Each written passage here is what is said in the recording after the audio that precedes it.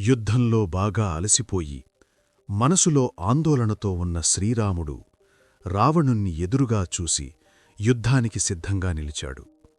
అప్పుడు దేవతలందరూ ఆ యుద్ధాన్ని చూడటానికి వచ్చారు. అగస్త్య మహర్షి శ్రీరాముని దగ్గరకు వచ్చి ఇలా చెప్పారు: ఓ మహాబాహురామా, నేను చెప్పబోయే ఈ రహస్యమైన శాశ్వతమైన మంత్రాన్ని శ్రద్ధగా విను. దీన్ని జపిస్తే నువ్వు శత్రువులందరినీ యుద్ధంలో తప్పక ఓడిస్తావు. ఈ మంత్రం పేరు ఆదిత్య హృదయం. ఇది పవిత్రమైనది, అన్ని శత్రువులను నశింపజేసేది, విజయాన్నిస్తుంది, ఎప్పటికీ ఫలితం తగ్గని మంత్రం, శివస్వరూపమైన పరమ సత్యం. ఇది అన్ని మంగళాలలో అత్యుత్తమం. పాపాలను నశింపజేస్తుంది, చింతా దుఃఖాలను తొలగిస్తుంది, ఆయుష్షును పెంచుతుంది.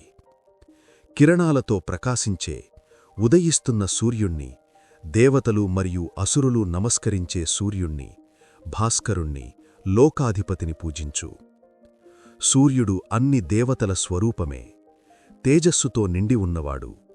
తన కిరణాలతో దేవతలను, అసురలను, లోకాలను రక్షిస్తాడు. ఆయనే బ్రహ్మ, విష్ణువు, శివుడు, స్కందుడు, ప్రజాపతి, ఇంద్రుడు, కుబేరుడు, కాలుడు, యముడు, సోముడు, జలదేవత, అన్నీ ఆయనే.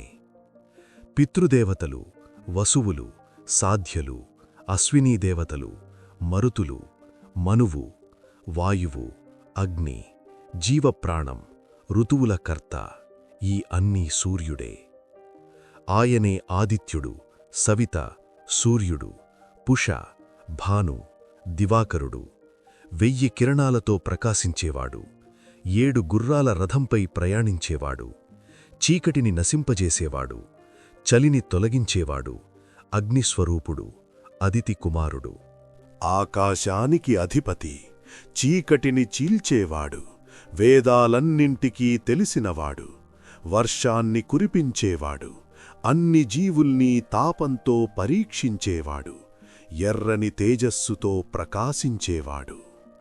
నక్షత్రాలు, గ్రహాలు, తారలన్నింటికీ అధిపతి, తేజస్సుకే తేజస్సైనవాడు, 12 రూపాలు కలిగిన సూర్యునికి నమస్కారం.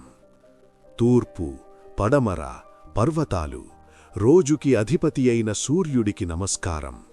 వీరుడైన, ఉగ్రుడైన, చీకటిని నాశనం చేసే, శత్రువులను సంహరించే, సర్వాన్నీ కాల్చే, లోకానికి సాక్షిగా నిలిచే సూర్యుడికి నమస్కారం.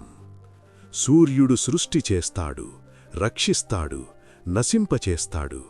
అన్నీ ఆయన చేతుల్లోనే ఉన్నాయి. యజ్ఞాలు, వ్రతాలు, కర్మల ఫలాలన్నీ సూర్యుడివే. కష్టకాలంలో, భయ సమయంలో ఈ స్తోత్రాన్ని జపించేవాడు ఎప్పటికీ నశించడు. ఏకాగ్రతతో సూర్యుణ్ణి పూజించి ఈ మంత్రాన్ని 3 సార్లు జపిస్తే యుద్ధంలో తప్పకుండా విజయం పొందుతావు. అగస్త్యుడు ఇలా చెప్పి వెళ్ళిపోయాడు. శ్రీరాముడు దుఃఖం విడిచిపోయి సూర్యుణ్ణి దర్శించి జపం చేసి శక్తితో యుద్ధానికి వెళ్ళి రావణుణ్ణి సంహరించాడు. దేవతలందరూ ఆనందించారు.